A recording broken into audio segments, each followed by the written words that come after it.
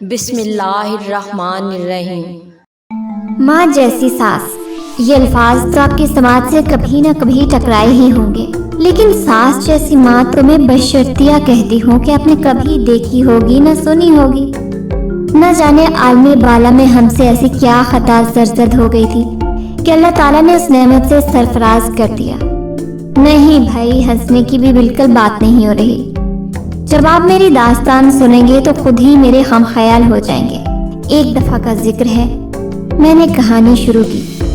یہ فرمائش میری ننھی منی اسٹوڈنٹ عائشی کی تھی، جو اس وقت پڑھائی سے فارغ ہو کر میری گود میں چڑھی بیٹھی تھی۔ جی نہیں، آپ کسی غلط فہمی کا شکار نہ ہوں، میں کوئی پکی عمر کی کھڑوس سی ٹیچر نہیں ہوں، بلکہ میں تو خود ہی بہت معصوم بھولی بالی طلبہ ہوں، اور یونیورسٹی سے کمپیوٹر سائنس میں بیچلرز کر رہی ہوں۔ یہ گول مٹول گڑیا تو ہماری پڑوسن ربیہ باجی کی بیٹی تھی، جنہیں ہمارے پڑوس میں آباد ہوئے بھی صرف 6 ماہ ہی ہوئے تھے، لیکن ہماری والدہ کے اعلیٰ اخلاق اور بہترین سفارتی تعلقات کے باعث اجنبیت کی دیوار کو گزرنے میں محض چند روز ہی لگے، اور اب تو یوں محسوس ہوتا تھا کہ ہمارا اور ان کا برسوں کا ساتھ ہے۔ عائشی کا بھی اسکول میں نیا ایڈمیشن ہوا تھا، اور چونکہ باجی کا زیادہ وقت اپنے 6 ماہ کے بیٹے عمر کی دیکھ بھال میں گزر رہا تھا، لہٰذا انہوں نے مجھ سے درخواست کی کہ میں تھوڑی دیر عائشی کو ہوم ورک وغیرہ کروا دیا کروں، جو میں نے بخوشی قبول کر لی۔ ہاں تو ابھی میں کہانی شروع ہی کی تھی کہ نہیں، میرے خیال میں یہ دوسری دفعے کا ذکر ہے۔ یہ آواز میرے دائیں طرف سے آئی تھی، بلکہ میرے خیال میں یہ تیسری دفعہ کا ذکر ہے۔ لیجئے جناب، یہ بھی حاضر ہو گئے۔ یہ دونوں میرے نرد کھٹ سے شرارتی بھائی تھے، جن کی زندگی کا واحد مقصد صرف مجھے تنگ کرنا تھا۔ امی، میں نے ناراضگی سے امی کا آواز دی۔ ان دونوں کو دیکھے نا، کہانی نہیں سنانے دے رہے۔ امی کی کڑکدار آواز سنائی دی۔ ٹائم دیکھا ہے؟ فوراً کچن میں آؤ، بھائی آ گئے ہیں، ابو بھی آنے والے ہیں، فٹافٹ پھلکے بنا لو۔ لو جی، کر لو گل، میں بڑبڑاتی ہوئی کچن کی طرف چل پڑی، کیونکہ رات کی روٹی اور برتنوں کی دھلائی میری ذمہ داری تھی۔ پیچھے سے آواز آئی، امی تو ہمیں روز ہی دیکھتی ہیں، اور کی شروع۔ ٹھہریے، پہلے میں آپ کو اپنا تعارف تو کروا دوں۔ میں یعنی خوش بخت، جسے سب پیار سے خوشی کہتے ہیں، اپنے ماں باپ کی اکلوتی بیٹی اور 3 بھائیوں کی لاڈلی بہن تھی۔ ابو ڈاکٹر تھے اور ہسپتال میں ملازمت کے ساتھ ساتھ شام کو اپنا پرائیویٹ کلینک بھی کامیابی سے چلاتے تھے، جس کی وجہ سے گھر میں خوشحالی کا دور دورہ تھا۔ والدہ ایک مکمل ہاؤس وائف۔ سب سے بڑے ارسلان بھائی تھے، جو تعلیم سے فارغ ہو کر حال ہی میں ایک ملٹی نیشنل کمپنی سے منسلک ہوئے تھے۔ 5 سال کے وقفے کے بعد عمیر، پھر میں، اور آخر میں نمیر آگے پیچھے ہی اپنے والدین کی زندگی میں رونق افروز ہوئے۔ ابو اور ارسلان بھائی تو میرے بے حد لاڈ اٹھاتے، لیکن ہماری والدہ، جو کہ اعلیٰ تعلیم یافتہ، خوش اخلاق اور نہایت ہی منظم خاتون تھی، وہ بچوں کو کھلا اور سونے کا نوالا اور دیکھو شیر کی نظر سے کہ مقولے کی عملی تفسیر تھی۔ بیٹوں کو تو کبھی کبھار بھول چوک سے کوئی معمولی رعایت مل بھی جاتی، لیکن اکلوتی بیٹی کے لیے تو ان کے اصولوں میں نرمی کی کوئی گنجائش نہیں ہوتی تھی۔ گھر میں کام کاج کے لیے اگرچہ ملازمہ تھی، لیکن دن بھر وہ خود بھی لگی رہتی اور مجھے بھی لگائے رکھتے تھے۔ کوکنگ ان کا شوق تھا اور ان کے ہاتھ میں لذت بھی غضب کی تھی۔ صبح نماز اور قرآن پاک کی تلاوت کے بعد میں کچن میں پہنچ گئی، جہاں امی پراٹھے بنانے میں مصروف تھی۔ آملیٹ، چائے بنانا اور سالن گرم کر کے ناشتہ ٹیبل پر پہنچانا میری ذمہ داری ہوتی۔ گڑیا، جلدی سے ناشتہ کر کے تیار ہو جاؤ، مجھے آج جلدی جانا ہے۔ ارسلان بھائی صبح جاتے ہوئے مجھے یونیورسٹی چھوڑتے تھے اور واپسی پوائنٹ سے ہوتی تھی۔ جی بھائی، بس 5 منٹ میں آتی ہوں۔ میں نے الٹا سیدھا ناشتہ کیا اور فوراً تیار ہو گئے۔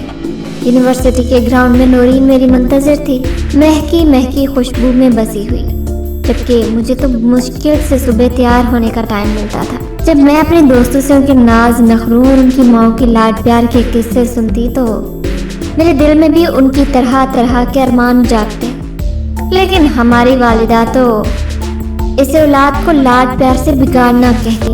جس کی وہ ہرگز قائل نہیں تھی۔ مجھے شک ہوتا کہ شاید میں ان کی سوتیلی یا لیپ پالک اولاد ہوں، اور ایک مرتبہ تو میں نے ارسلان بھائی سے پوچھ بھی لیا، لیکن انہوں نے ہنس کر میرے سر پر ایک تھپ لگا دی۔ خوشی، کل رات سے کھانا تم بناؤ گی۔ فائنل پیپر ختم ہوتے ہوئے ابھی صرف ایک ہفتہ ہی ہوا تھا جب امی نے رات کو کھانے کی ٹیبل پر کہا، ابھی تو میری امتحان کی تھکاوٹ بھی ختم نہیں ہوئی تھی، کچھ دن تو آرام کرنے دیں۔ ہاں بیگم، ہماری بیٹی کی ابھی چھٹی تو بنتی ہے، تھوڑے دن گھوم پھر کر تفریح کر لے۔ ابو نے بھی میری سفارش کی، آپ اس معاملے میں نہ ہی بولیں تو بہتر ہے، کل کو سسرال میں ہر بات پر ماں کی تربیت کو الزام دیا جائے گا، آپ کو تو کوئی کچھ نہیں کہے گا۔ امی نے ناگواری سے کہا، نہیں بھائی، ہماری بیٹی بہت سمجھدار ہے۔ ابو یہ کہہ کر خاموش ہو گئے۔ انہی دنوں موسم نے انگڑائی لی اور تا حد نظر ہریالی ہی ہریالی نظر آنے لگی۔ رنگ برنگے خوشبودار پھولوں نے ہمارے لان کو بھی مہکا دیا۔ بہار کے ان دنوں میں ایک روز ربیہ باجی اپنی والدہ اور مٹھائی کے ہمراہ ملاقات کے لیے آئی۔ آنٹی نہایت نفیس، خوش اخلاق اور مشفق خاتون تھی۔ بہت پیار سے ملی اور مجھے پاس بٹھا کر ادھر ادھر کی باتیں کرتی رہی۔ تھوڑی دیر بعد امی نے مجھے اشارے سے چائے کے لیے وہاں سے اٹھا دیا۔ ان کے جانے کے بعد مجھے معلوم ہوا کہ وہ میرے لیے اپنے بیٹے کا رشتہ لائی تھی۔ نعمان، ان کا اعلیٰ تعلیم یافتہ، دراز قامت اور خوبصورت، MBA کرنے کے بعد ایک مشہور نوجوان تھا، ادارے میں اعلیٰ پوسٹ پر فائز تھا۔ میرے والدین کو یہ رشتہ بے حد پسند آیا اور وہ اس پر سنجیدگی سے غور کرنے لگے۔ میرا تو یہ سن کر ہی دل دھک سے رہ گیا۔ اتنی جلدی اپنی فیملی سے جدائی کا تو میں نے تصور بھی نہیں کیا تھا، اور پھر بیاہ کر دوسرے شہر جانا تو مجھے کو ہمالیہ سر کرنے جیسا دشوار لگ رہا تھا۔ لہٰذا جب والدہ صاحبہ نے میری رائے پوچھی تو میں نے فوراً کہا، امی پلیز آپ ان لوگوں کو انکار کر دیں، مجھے ابھی شادی نہیں کرنی ہے، ابھی میں ماسٹرز کرنا چاہتی ہوں۔ امی نے خاموشی سے میری بات سنی اور بہت نرمی اور پیار سے سمجھاتے ہوئے کہا، بیٹا، والدین ہمیشہ اولاد کی بھلائی چاہتے ہیں، ان کے فیصلوں میں ان کی زندگی کا تجربہ شامل ہوتا ہے۔ تمہاری تعلیم سے فارغ ہونے کے بعد ہم تمہارے فرض سے سبکدوش ہونا چاہتے ہیں۔ میری اور تمہارے ابا کی دلی خواہش ہے کہ ہم تمہیں اپنے گھر میں ہنستا بستا اور آباد دیکھیں۔ ربیہ کا اور ہمارا دن رات کا ساتھ ہے، دیکھے بھالے پرخلوص لوگ ہیں اور نہایت چاہت سے رشتہ مانگ رہے ہیں۔ ہم جلد بازی سے کام نہیں لیں گے، بلکہ بہت دیکھ بھال کر اور سوچ سمجھ کر فیصلہ کریں گے، اور اس میں تمہاری مکمل رضامندی شامل ہوگی۔ تمہاری مرضی کے بغیر کچھ نہیں ہوگا۔ مجھے امید ہے کہ میری بیٹی بہت خوش رہے گی۔ اب کہنے کو کیا رہ گیا تھا، لہٰذا میں نے خاموشی سے سر جھکا دیا۔ جب نعمان کی کمپنی اور دوستوں وغیرہ سے معلومات لی گئی تو سب نے بہت تعریف کی، رشتہ داروں سے بھی صلاح مشورہ کیا گیا، اور جب ربیہ باجی کو مثبت جواب دیا گیا تو انہوں نے بے ساختہ مجھے گلے لگا کر پیار کر ڈالا، تو میرے لیے شرم سے وہاں رکنا محال ہو گیا تھا۔ اگلے ماہ ایک سادہ سی تقریب میں انگوٹھی پہنا کر مجھے نعمان سے منسوب کر دیا گیا، اور آنٹی کے اصرار پر 3 ماہ بعد شادی کی تاریخ مقرر کر دی گئی، جبکہ امی ابو تیاری کے لیے کچھ مہلت چاہتے تھے، لیکن آنٹی نے ہر قسم کے جہیز کے لیے منع کر دیا تھا۔ بقول ان کے، جس نے اپنی بیٹی دے دی اس نے سب کچھ دے دیا۔ میں تو بس یہ چاہتی ہوں کہ یہ جلد از جلد آ کر ہمارے آنگن کو خوشیوں سے بھر دے۔ میرا خیال تھا کہ اب امی مجھے چند روزہ مہمان جان کر اگر میرے ساتھ کچھ رعایت کریں گی تو، مگر اب تو اور بھی سختی سے ٹریننگ شروع ہو گئی تھی، کیونکہ وقت کم تھا اور مقابلہ سخت۔ وہ مجھے ہر کام میں پرفیکٹ کرنا چاہتی تھی۔ آنٹی کے منع کرنے کے باوجود حرص پہ استطاعت جہیز بھی بن رہا تھا، لہٰذا گھرداری اور مارکیٹ کے چکروں نے مجھے گھن چکر بنا دیا۔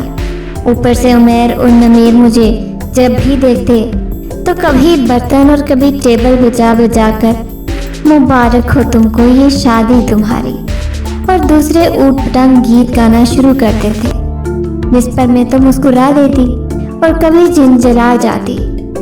وقت ریت کی طرح مٹھی سے پھسلتا چلا گیا اور شادی کے دن قریب آ گئے تو گھر کے ماحول میں نامعلوم سی اداسی نے ڈیرے ڈال دیے۔ میرے شریر بھائی جو ہر وقت شور و ہنگامہ کرنا اپنا فرض سمجھتے تھے، اب ستا ستا کر ناک میں دم کر دیتے تھے۔ اب اکثر خاموشی سے میرے پاس بیٹھے رہتے۔ وہ ہر وقت کی چھیڑ چھاڑ، لڑائی جھگڑے اور شکایتیں تو لگتا تھا بھول ہی گئے تھے۔ ابو اور ارسلان بھائی جو پہلے مجھ سے فرمائشیں کر کر کے چائے بنواتے تھے، اب اگر میں پوچھتی بھی تو نہیں گڑیا تم آرام کرو، بوا بنا دے گی کہہ کر ٹال دیتے۔ تو ایسے میں میری آنکھیں نم ہو جاتی۔ انہی اداس سے دنوں میں شادی کے ہنگامے شروع ہو گئے تو گھر میں رونقیں جاگ اٹھی۔ مایوں مہندی کی تقریبات میں امی کی نظر مجھ پر پڑتی تو میری بلائیں لہتی محسوس ہوتی۔ شادی کے روز میری چوڑیاں کچھ تنگ تھیں اور پہنانے میں دقت ہو رہی تھی، تو میری والدہ صاحبہ نے آ کر میرا ہاتھ تھام لیا اور بے حد نرمی سے پہنانے لگی۔ اس وقت وہ نظریں جھکا کر بیٹھی تھی کیونکہ ان کی آنکھیں چھلکنے کے لیے بےتاب تھیں اور شدت جذبات سے وہ اپنے ہونٹ کاٹ رہی تھی۔ فارغ ہو کر انہوں نے میری پیشانی پر بوسہ دیا اور تیزی سے چلی گئی۔ رخصتی کے وقت میرا تو رو رو کر برا حال ہو رہا تھا، بلکہ میں گاڑی میں بھی کافی دیر تک روتی رہی۔ ربیہ باجی نے بمشکل مجھے چپ کروایا۔ سسرال میں میرا بہت محبت سے استقبال ہوا۔ میں چونکہ لمبے سفر سے کافی تھک چکی تھی، اس لیے رسموں کو مختصر کر کے مجھے میرے کمرے میں پہنچا دیا گیا، جو کہ نہایت خوبصورتی سے سجا ہوا تھا۔ نعمان میرے لیے ایک آئیڈیل شوہر ثابت ہوئے، بے حد محبت کرنے والے، خیال رکھنے والے۔ ان کی توجہ، اپنائیت اور ہر قدم پر ساتھ دینے کی وجہ سے میں ایک نئے گھر اور اجنبی ماحول میں آسانی سے سیٹ ہو گئی۔ شروع کے دن تو دعوتوں اور گھومنے پھرنے میں لگا کر اڑ گئے۔ 15 دن کے بعد جب ربیہ باجی نے عاشی اور عمر کے ساتھ واپسی کا ارادہ کیا تو میں بے اختیار ان کے گلے لگ کر سسک اٹھی۔ ارے پاگل لڑکی، لوگ تو نندو کے آنے پر روتے ہیں، تم میرے جانے پر رو رہی ہو؟ ربیہ باجی نے شرارت سے ہنس کر کہا۔ نہیں بھائی، میری بیٹی ایسی نہیں ہے، امی جان نے مسکرا کر جواب دیا۔ جی ہاں، اب میں ان کی خواہش پر ان کو امی جان کہنے لگی تھی۔ اب گھر میں نعمان اور ان کی والدہ کے علاوہ 2 اور افراد تھے، چھوٹی نند سامیہ اور دیور کامران۔ سسر چند سال پہلے راہ دم سدھار چکے تھے۔ سامیہ چونکہ میری ہم عمر تھی، اس لیے چند دن میں ہی میری اس سے کافی دوستی ہو چکی تھی، اور کامران کی باتوں اور شرارتوں میں مجھے اپنے بھائیوں کا عکس دکھائی دیتا۔ بھائی، امی کی طبیعت بہت خراب ہے، ان کو بہت تیز بخار ہو رہا ہے۔ صبح جیسے ہی ہم اپنے کمرے سے نکلے، سامیہ نے گھبرائے ہوئے لہجے میں اطلاع دی۔ ہم فوراً ہی امی کے کمرے میں گئے تو وہ بخار سے نڈھال پڑی تھی۔ امی، آپ کو اچانک کیا ہو گیا؟ رات تک تو آپ ٹھیک ٹھاک تھی۔ نعمان پریشانی سے بولے۔ ہاں بیٹا، شاید تھکاوٹ سے طبیعت خراب ہو گئی ہے، آرام کروں گی تو شام تک بالکل ٹھیک ہو جاؤں گی۔ امی نے ہمیں تسلی دی۔ خوشی، آج آفس میں ایک ضروری میٹنگ ہے، اس لیے میں چھٹی نہیں کر سکتا۔ نعمان فکر مندی سے بولے۔ ارے بیٹا، پریشان نہ ہو، فکر کی کوئی بات نہیں، بس ذرا شادی کی تھکن ہے، آپ آرام سے جا کر اپنا کام کریں، ہم سب ہیں نا امی کا خیال رکھنے کے لیے۔ میں نے بھی یقین دہانی کروائی تو وہ تیار ہونے چل دیے۔ ناشتے کے لیے کچن میں آئی تو سامیہ کو پریشان کھڑا پایا۔ وہ امی کے ساتھ مل کر کام کروا لیتی تھی، لیکن تنہا کرنے سے گھبراتی تھی۔ میں نے فٹافٹ آٹا گوندھ کر آملیٹ کا میزہ تیار کیا۔ جب تک میں پراٹھے تل کر فارغ ہوئی، سامیہ آملیٹ اور چائے بنا کر ٹیبل سجا چکی تھی۔ امی کے لیے میں چائے اور بریڈ کمرے میں لے کر گئی تو وہ بولی، بیٹا مجھے بہت افسوس ہے، میری بیماری کی وجہ سے تمہیں کام کرنا پڑ رہا ہے۔ امی، آپ مجھے بیٹا بھی کہتی ہیں اور تکلف بھی کرتی ہیں، آپ کسی کام کی فکر نہیں کریں، ناشتہ کر کے دوائی لیں اور آرام کریں۔ میرے اصرار پر تھوڑا سا کھا کر انہوں نے دوائی لی۔ اچھا، اب تم بھی جا کر آرام کرو، دوپہر کا کھانا کامران باہر سے لے آئے گا۔ میں نے انہیں کمبل اڑایا اور باہر آ گئی تاکہ وہ نیند پوری کر لیں۔ दरवाज़ा मैंने नीम वा रखा था। नाश्ते से फारग होकर मैंने फ्रिज का जायज़ा लिया तो हर तरह का सामान मौजूद था। अपनी अम्मी जान की मेहरबानी से मैं कुकिंग में तो इतनी माहिर हो चुकी थी कि 4-5 अफराद का खाना बनाना मेरे बाएं हाथ का काम था। मैंने मटर पुलाव और चिकन कोरमा बनाने का फैसला किया। 2 घंटे में खाना तैयार करके मैंने अम्मी के लिए दलिया और सूप भी बना लिया। इतनी देर में वो भी बेदार हो चुकी थी। अब उनकी तबीयत कदरे बेहतर थी और बुखार भी कम हो चुका था। मैंने अल्लाह का शुक्र अदा किया। जब उनके लिए दलिया और सूप लेकर गई तो वो बेहद खुश हुई और मुझे ढेरों दवाएं दी। अभी फुलके बनाकर टेबल पर लगा ही रही थी कि नुमान भी अम्मी की खैरियत दरियाफ्त करने के लिए लंच ब्रेक पर घर आ गए। उन्हें बहाल देखकर वो मुतमईन हो गए। फिर सब ने मिलकर इतने ज़ौक़ शौक़ से खाना खाया और खाने की खूब तारीफ हुई कि मेरा ढेरों खून बढ़ गया। 2-3 दिन में अम्मी की तबीयत संभल गई तो सब ने सुकून की सांस ली। बेटा, खुशी को उसके वालिदैन से मिलवाने के लिए ले जाओ। पहली मर्तबा अपने घर से इतनी दूर आई है। ये सुनकर मेरा दिल खुशी से निहाल हो गया। मेरा बहुत ख्याल रखते थे सब और मैं काफ़ी घुल मिल भी गई थी, लेकिन एक लम्हे के लिए भी अपने घर और घर वालों की याद मेरे दिल से महव नहीं हुई थी। जब मैं जाकर अपनी अम्मी के गले लगी तो उस कैफियत को बयान करने के लिए मेरे पास अल्फाज नहीं थे। मेरे वालिद भाई सब बेहद खुश थे। मेरी अम्मी ने मेरे इतने नाज नखरे उठाए, इतना ख्याल रखा कि यकीन ही नहीं आता था कि ये वही वालदा है जो कभी हिटलर की जाननशीन लगती थी। 2 दिन के बाद ढेरों तहाइफ के साथ हमारी वापसी हुई। रमज़ान की आमद के साथ ही मसरूफियत में बेपनाह इजाफा हो गया था। सहरी, अफ्तारी और इबादत में वक्त गुजरने का पता ही न चलता। रोज़ाना सबकी फरमाइश पर अफ्तार में नित नए डिशेस बनती, लिहाजा रात का खाना गोल हो जाता और वो सहरी में इस्तेमाल होता। बेटा, खुशी की हमारे साथ पहली ईद है। मैं जोड़ों की तकलीफ की वजह से मजबूर हूँ। तुम दोनों ईद की शॉपिंग पर जाओ। एक दिन अम्मी ने नुमान से कहा, जी अम्मी, कल छुट्टी है, कल मैं ले जाऊँगा। भाई, आप लोग जल्दी चली जाइएगा, अफ्तारी मैं बना लूँगी। मार्केट में काफ़ी टाइम लग जाता है। सामिया ने भी अपनी खिदमत पेश कर दी। रश का ये आलम था कि गोया कल ही ईद हो और सब ने अपनी शॉपिंग आज ही मुकम्मल करनी है। दुकानदार नित नई वैरायटी दिखा रहे थे और ख़वातीन भाव ताव में मसरूफ़ थी। मैंने नुमान की पसंद से अपने लिए नेवी ब्लू कलर का एम्ब्रॉयडरी वाला निहायत खूबसूरत ड्रेस लिया। वैसे ही पिंक कलर में सामिया के लिए मैंने ले लिया और अम्मी के लिए एक बहुत नफीस ऑफ वाइट कलर का सूट लिया। इतने में रोज़ा खुलने का भी टाइम हो चुका था। हमने एक रेस्टोरेंट में अफ्तारी की और उसके बाद मैचिंग ज्वेलरी, कामरान का सूट और शूज़ वगैरह लेकर रात गए लदे फंदे घर पहुँचे। जब हमने अम्मी को सामान दिखाया तो खुशी से उनकी आंखों में आंसू आ गए। उन्होंने आगे बढ़कर मेरी पेशानी पर बोसा दिया। मैं खुश नसीब हूँ कि मुझे तुम्हारे जैसी बहू मिली है। अल्लाह तुम्हें हमेशा खुश और शाद और आबाद रखे। उन्होंने मोहब्बत से कहा। सबको अपने अपने सूट बहुत पसंद आए थे। ईद के दूसरे रोज़ घर पर करीबी रिश्तेदारों की दावत थी। तकरीबन 25 अफराद मौजूद थे। अम्मी ने बिरयानी बनाई और मैंने चिकन कढ़ाई और खीर बनाई। सामिया ने फ्रीज़र से निकाल कर कबाब तल लिए और रायता, सलाद वगैरह बना लिया। यूं मिलजुल कर हमने जल्द ही सारा काम निपटा लिया। शॉवर लेकर मैंने अम्मी की तरफ से ईद का काम वाला गोल्डन काम से सजा हुआ इंतहाई खूबसूरत और मैरून कलर का फ्रॉक पहना। सामिया ने ईदी और आपा ने मुझे दोबारा चांद रात में मेहंदी भी लगा दी थी। नुमान तभी ग्रे कलर से कुर्ता शलवार में इंतहाई हैंडसम लग रहे थे। मेहमानों ने हमारी जोड़ी को बेहद सराहा और खूब दुआओं से नवाजा। उसके बाद खाने का दौर चला। चिकन कढ़ाई सभी को बेहद पसंद आई और मेरी सास सबको फखरिया ये बताती रही कि ये मेरी बहू ने बनाई है।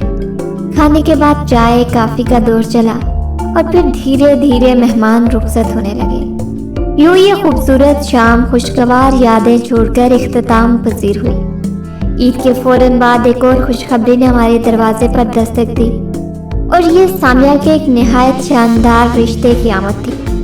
میرے سسر کے بہت قریبی دوست تھے جو اپنے بیٹے کے لیے سوالی بن کر آئے۔ برسوں کی جان پہچان اور میل جول نے دوستی کو قرابت داری میں بدل دیا تھا۔ اسد امی کے ہاتھوں میں پلا بڑا اور ان کے سامنے ہی کھیل کود کر جوان ہوا تھا۔ پچھلے سال انجینئرنگ کی ڈگری مکمل کر کے ملازمت شروع کی تھی۔ تعلیم یافتہ لوگ تھے اور مختصر فیملی تھی۔ امی جو آج کل سامیہ کے سلسلے میں کافی پریشان تھی، اس رشتے کی آمد سے کھل اٹھی۔ رسمی طور پر سوچنے کے لیے ٹائم دیا گیا اور اقرار کے ساتھ چٹ منگنی پر بیاہ کا سلسلہ شروع ہو گیا۔ گھر میں دھڑا دھڑ شادی کی تیاریاں شروع ہو گئی۔ مارکیٹ کے چکروں کے ساتھ ساتھ گھر کی ذمہ داریوں نے دن رات کا فرق مٹا دیا۔ سونے سے پہلے میں حسب معمول امی کے لیے گرم دودھ لے کر گئی۔ ابھی دستک دینے کو ہاتھ اٹھایا ہی تھا کہ اپنا نام سن کر وہیں رک گئی تھی۔ یہ تو غیر اخلاقی حرکت تھی لیکن رک گئی تو اس حرکت کے ہاتھوں مجبور ہو کر خاموشی سے سننے لگی۔ دیکھو بیٹا، شادی دو افراد کا نہیں بلکہ دو خاندانوں کا ملاپ ہوتا ہے۔ اپنے بھابھی کو دیکھو، چند ماہ میں ہی اتنے پیار، خلوص، محنت سے اس نے سب کو اپنا بنا لیا ہے اور ہمارے دلوں پر راج کر رہی ہے۔ دراصل یہ سب اس کی والدہ کی دانشمندی اور بہترین تربیت کا کمال ہے۔ والدین کے لاڈ پیار سے بگڑے ہوئے بچے نہ صرف اپنے لیے مسائل پیدا کرتے ہیں بلکہ دوسروں کے لیے بھی پریشانی کا سبب بنتے ہیں۔ اپنے گھر میں ملازمین کے باوجود وہ ہر کام میں ماہر ہے۔ مجھے امید ہے کہ میری بیٹی بھی اپنے سسرال میں خوشی کی طرح سمجھداری اور معاملہ فہمی سے نہ صرف اپنا مقام بنائے گی بلکہ میری نیک نامی کا باعث بھی بنے گی، کیونکہ اولاد کے رویے سے ہی والدین کے بارے میں رائے قائم کی جاتی ہے۔ اور بس یہی وہ لمحہ تھا جس نے مجھ پر آگاہی کے درواہ کر دیے اور میری والدہ کے رویے کے پس پردہ عوامل عیاں کر دیے۔ وہ تمام ڈانٹ ٹپٹ، اصول پرستی اور پابندیاں دراصل میری بھلائی کی خاطر تھی۔ ان کی سخت گیر ظاہری شخصیت کے پیچھے ایک شفیق، حساس اور ممتا بھرا دل چھپا ہوا تھا جو اپنی لاڈلی کو ہر تکلیف اور پریشانی سے بچانا چاہتا تھا۔ ایک کہاوت ہے، جسے ماں نہیں مارتی اسے دنیا مارتی ہے، اور دنیا کی مار سے مجھے بچانا چاہتی تھی۔ یہ سب تو میرے لیے بلیسنگ ان ڈسگائز تھا۔ انہوں نے میری شخصیت کو ایسے انداز میں پروان چڑھا کر اپنے اخلاق، خلوص، محنت اور سگڑاپے سے میری زندگی میں خوشیوں اور بہاروں کے رنگ سجا دیے تھے۔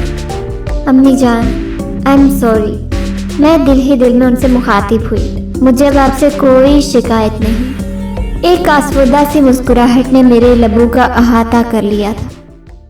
ہماری ویڈیوز اگر آپ کو پسند آ رہی ہیں تو ضرور لائک کیجئے، اور اگر آپ نے ہمارا چینل سبسکرائب نہیں کیا تو ضرور کیجئے۔ اس کے ساتھ ساتھ بیل آئیکن پر بھی لازمی کلک کیجئے تاکہ ہماری ہر آنے والی ویڈیو آپ تک پر وقت پہنچ سکے۔ اللہ حافظ۔